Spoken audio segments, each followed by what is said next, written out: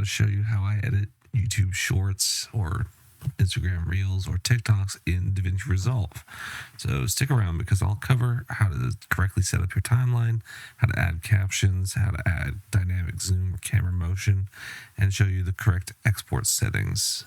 This is the actual workflow I use. If you are any kind of online digital creator in the current day and age, then you are aware that you should be doing short form content, or you are doing short form content. Maybe you're not sure. A lot of people, let me put it a different way, a lot of AI tools are now out there that will make short form content for you. They will repurpose your long form content. So that's a way to go. You can use sites like Vizard, QSO, Opus is the big one for Twitch streamers or like gamer streamers specifically. There's eclipse.gg, which focuses more on gaming clips and repurposing those, because Twitch also has short form video now. So there's a lot of ways to do it with AI, but if you want like a craft, like custom, if you want to be able to kind of make your own, you have to use some kind of video editing software. You can use stuff, again, I've talked about this before. You can use CapCut. CapCut is super simple to use, very easy to figure out. But I use Davinci Resolve, and Davinci Resolve is free. It is very powerful. Even the free version is very powerful. I'm luckily enough able to use a studio license, so I actually get to use Studio, which is really, really powerful. It's got a lot of stuff built in that is just incredible. So today I'm going to show you how I edit short form content in Davinci Resolve Studio specifically, but we'll keep it simple and then we'll get more complex. Okay. All right. So here we are inside Davinci Resolve. Okay. Here we are in Davinci Resolve.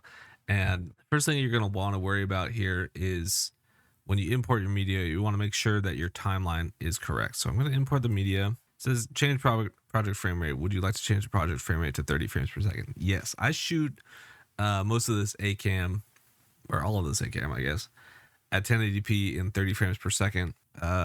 So that's going to work for me. If you're shooting at 24, once you put it into DaVinci, it's going to know, and it's going to change it for you. But you might want to do something different if you're shooting at 30 and then you import something at 60 frames per second. You don't want to change it to, and you want to use that for slow-mo kind of. You wouldn't want to change it to 60 frames per second timeline. Anyway, so I'm going to go here to the media pool. Did not have this set up, but here we are on the edit page. And I'm going to say create new timeline. And I'm going to change project settings. So I'm going to uncheck use project settings here. And I want to make sure I go to format, and instead of 1920 by 1080, I'm going to change that to the opposite, which is 1080 by 1920. So you can click, you can either enter it manually here, or you can click or you can click use vertical resolution. And I don't mess with anything else here. Keep the timeline the same. None of this really matters. Press create. And now you've got a vertical timeline. So timeline 1 is now vertical. So what I'm going to go ahead and do is import my media into there. Here's my media. Now, very nicely, this already kind of works out for me. I could go over here to the transform controls. I could zoom in a little bit more. Maybe raise me up a little bit so my hair doesn't look as crazy. But I don't care. We'll keep it about there. That's fine. And then you can zoom in if that helps, right? So you can do that all manually. And if you were really eager, you could also go in here and keyframe it. So at the beginning of like where I'm talking, maybe I set the keyframe on the zoom and I zoom out, and then I moved along. I click the diamond again, make a new keyframe, and I could zoom way in. And then if I go back to the beginning, what does that look like? So there's that. Now in the studio version, I'm gonna delete this. I don't do that. In the studio version, you also have AI Smart Reframe. So you could, if you wanted, object of interest, reference point, I just frame my face, and I could go auto, pan only, tilt only, or just keep it auto. You could also change auto. It will detect faces. Let's see. So there you go. So then when you're watching along, you can't really tell when it's that wide, but if I zoom it out, you can see the camera is actually moving to pan and tilt and keep my face in frame. Okay, so maybe let's work with that for now. Fine with that. The next thing I would want to do is change the audio, improve the audio. So I don't know if this is in studio only or if it's on the free version of Davinci as well, but I like to use the normalize audio levels button right here. Really easy. Just click that, go to YouTube, and you see it normalizes all the audio and it lifts me up to standard YouTube level. So that's crispier. That's good. So stick around because I'll cover how to correctly set up your timeline. Right. So that's a lot crispier. It's at a proper volume level. But then what I also like to do, and again, this is maybe just a studio thing, but I'll show you how I do it. I've shown this before as well.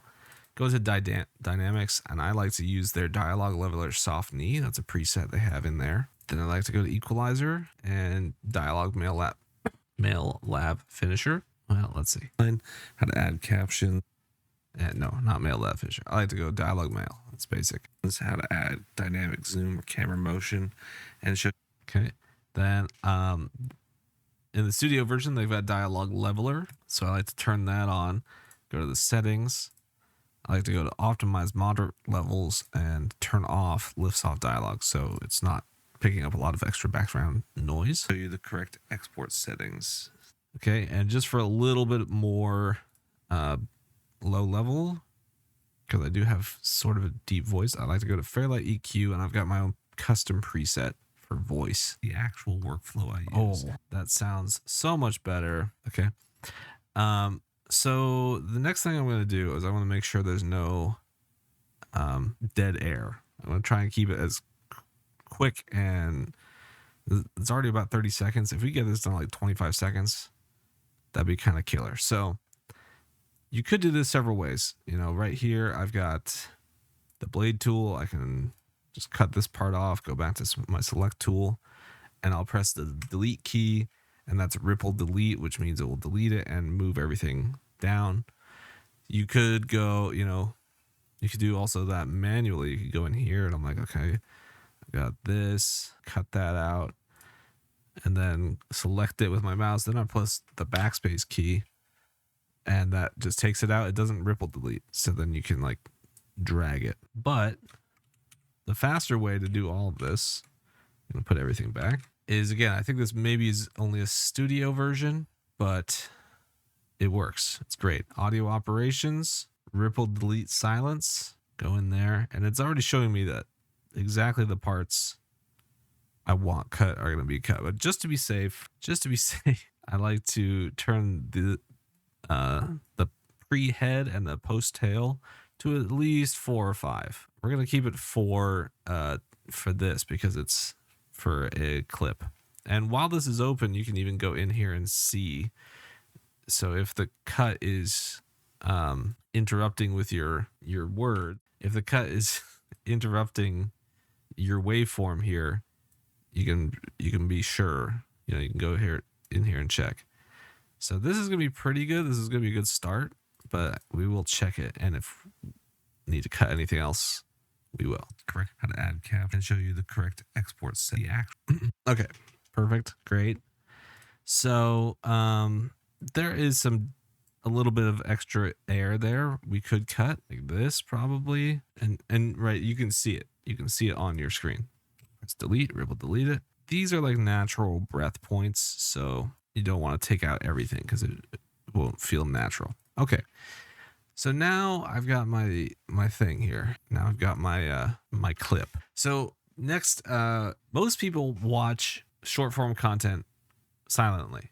the majority of people, because they're just opening their phone, they're silently scrolling through Instagram or YouTube Shorts or whatever while they're waiting in line, and there's no subtitles then, and they can't tell what's being said. There's nothing to catch their interest. So you want to be able to like grab them in the first few seconds. They're reading so they're engaged. They're reading along. So we're gonna add some subtitles. Is essentially what I'm saying. Go to timeline. Go down to AI tools. Now, when this says AI, I've talked about this before. When this says AI in Davinci Resolve, this is an artificial intelligence, a machine learning algorithm that is running directly on your PC. This is not AI as in ChatGPT, generative AI. It is just simply artificial intelligence in the form of machine learning algorithm, and it listens to your audio and it transcribes the audio into dialogue or into subtitles. So we're going to go to create subtitles from audio. Language, I like to set it to English because then it's not spending time trying to figure out what language I'm talking about. So there's a couple subtitle defaults, teletext, Netflix subtitles. I like to just leave it on that because I'm going to change it anyway. Characters per line, you have to kind of be aware. 18 is pretty good, and for a wide, like a horizontal video, you do like 36. And you can go single or double line here. But you just have to be aware because if you have too many characters or words, it will just go straight across the screen and you won't be able to read it. So I like to leave it there. Press create and it will take its time doing its thing. And wow, just that easy. It just pops up. That took all of about 15 seconds. So let's go ahead and check it. Correct how to add caption and show you the correct export set. Okay, so everything looks correct there to me. Now what you can do is if you scroll down, so you have your subtitle track there, you can click on the subtitle section on the left, and you can go through. It's got all your captions, and it's showing you like characters. It shows you all the text and the time code, and you can actually export this transcription to YouTube and tell if for making like their own transcriptions.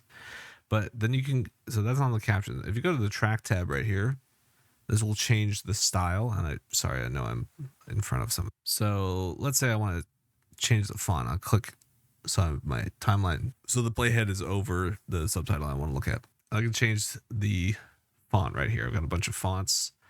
I like to go to DaFont and download free ones, so I have different ones. And what I'm looking for is one that's pretty legible and one that is not super big so that the characters will not fall off the side of the screen, if that makes sense. So a good one I like to use a lot, you've probably seen me use this font, is Sitka or Sitka Banner, any of these Sitka. Sitka's an excellent font. Very legible. I like the serifs on that one. I like to set it to like a yellow or orange because that's bright. It's not terribly hard on the eye. Like if you set your subtitles like a bright red, stop it. Like it's so annoying to look at. Or blue like that, like a glowing blue. Like it's a very easy color to see. Yes, it pops. Yes, but it is annoying to look at for a long time. And I think a yellow is much more pleasing. So stroke, I set it to black, and I usually set it to 2. 1 is probably fine for Sitka, but for other fonts I like to use 2 size. Then it gives you the opportunity to transform, so you can change where the position is, and this is changing it for all of the subtitles, but I like, it knows where it's supposed to go. You can also change the zoom. But again, if you go too big, it's going to fall off the side. So reset that. You can add drop shadow if you like. That's fun.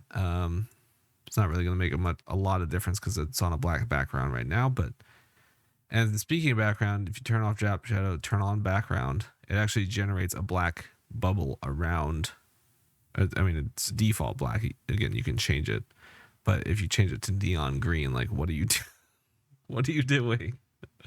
Why are you a monster? Just leave it on black. It's great.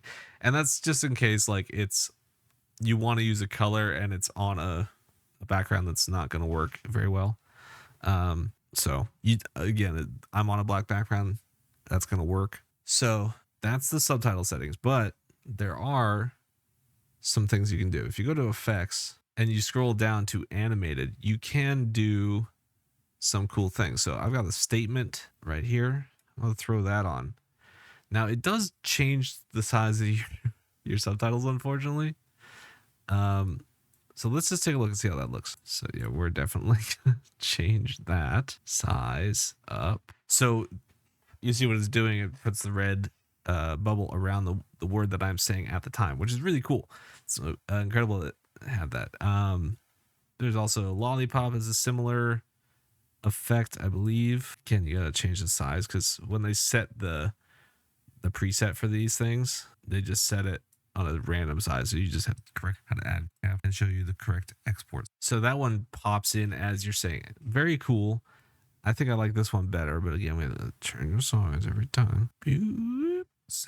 So I like how that works. That pops up. Then you got some other ones for subtitle. You got black on white background, black on white rounded, black on yellow sheer. So there's Davinci Resolve has a ton of these presets. Or you can make your own preset. I mean, these are just, someone made these and then saved them, essentially. So that's basically it. If you want to go fancy and go crazy, let's go over to the color panel. I got my my guy here, and I've got tons of like preloaded LUTs that I can use. So I'm going to add a corrector node, and we'll add, we'll go to wedding LUTs. Not that we're getting married, but we can throw on something that's kind of more visually striking. Or we can go to teal and orange and just kind of add a subtle teal and orange to my video here. It's pretty subtle. I'll just throw that on. Go to our main node. What if I want to lift the greens up, Where's my wheels? There's not enough blue, so we're going to up the blue. We're going to turn down red. Great. Love it. And then you can Control C and Control V to add LUTs to the whole thing. Okay. So there's your basic clip, right? So you want to make sure it exports correctly. All right. So I go to my export settings. This is the deliver page. And, we'll name this, the short form example. You're going to choose your folder that you're exporting everything to. I'm going to assume that you've got your own organizational method, but let's go ahead and save that. Come down to format. This is short form content. We don't need this to be very super crazy. We'll just do MP4 H.264. There's a lot of different questions about which codec is correct and when to use in what situation. This is short form. I'm trying to make this quick and easy and just blast this out to a bunch of different platforms. I know H.264 is going to work. On encoder, auto should be fine. If I have an NVIDIA card, so I like to set it to NVIDIA just to make sure that that's what it's going to use. Timeline resolution should be 1080 by 1920 and use vertical resolution, so that's all good. Timeline frame rate 30 frames per second. That's what we recorded this in. That should be all good. I just leave my quality on automatic. I'll change it to automatic best. Encoding profile, I'll leave on auto. Again, this is such a small video that if you've got a decently powerful PC, this should not take a long time to export. If you have a slower, less powerful PC, you'll know. You're going to know. I have like a mid-range gaming CPU on my PC. I have a PC build video from a few years ago when I built the PC, so you know what it is if you know. But I know it can handle most video jobs in 1080p, really no problem. Sometimes I've had a few hitches when I try and do really crazy editing. We don't have anything really crazy right here. This should be fairly stock standard. So variable bitrate quality. If you want to set a constant bitrate and you know what that is, great. Something about 10,000 to 15,000 kilobytes per second is usually good. But I'm just going to set this to variable quality, and it's going to figure it out for itself. Preset, faster, I don't really mess with any of this. 2-pass, if you want to do a 2-pass, you absolutely can. And again, I've had issues where I need to do that with just certain videos. That's been so annoying. But sometimes there's no problems. Sometimes I do everything just standard, and it's like, yeah, that works. So it's going to be up to you. You're going to figure out what's best for you. The main thing you want to check, and you have to check this when you do the Davinci Resolve, go to subtitle settings down here, and you're going to click export subtitle and burn into video. Because you can export it as a separate file or as embedded captions, but I like to press burn into video. So the cool animated subtitles we chose are going to be there. And add to render queue. And we're just going to press render all. That was literally 6 seconds. And we have it. So let's check out what it looks. All right. So there's the clip. Perfect. I love that. So guys, this is just a basic tutorial. If you want to get more advanced, there are so many more settings and things you can go into. And, your quality may vary just depending on your computer and your situation. But this is a start. And I just want to reiterate, tools like Opus Clips or Video or Vizard or any of that are useful, but it's just repurposing your long form content. You can also just shoot a short video and then put it into those websites, and maybe it would spit out something close to this. But if you want to make sure that exactly what you want appears in the clip, in the short form video, then you got to do it yourself, unfortunately. But as we saw, this is not a long process.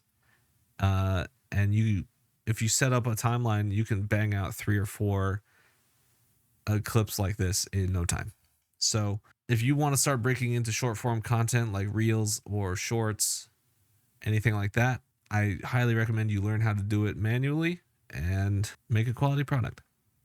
So hope this has been helpful, and we'll see you again in the next one.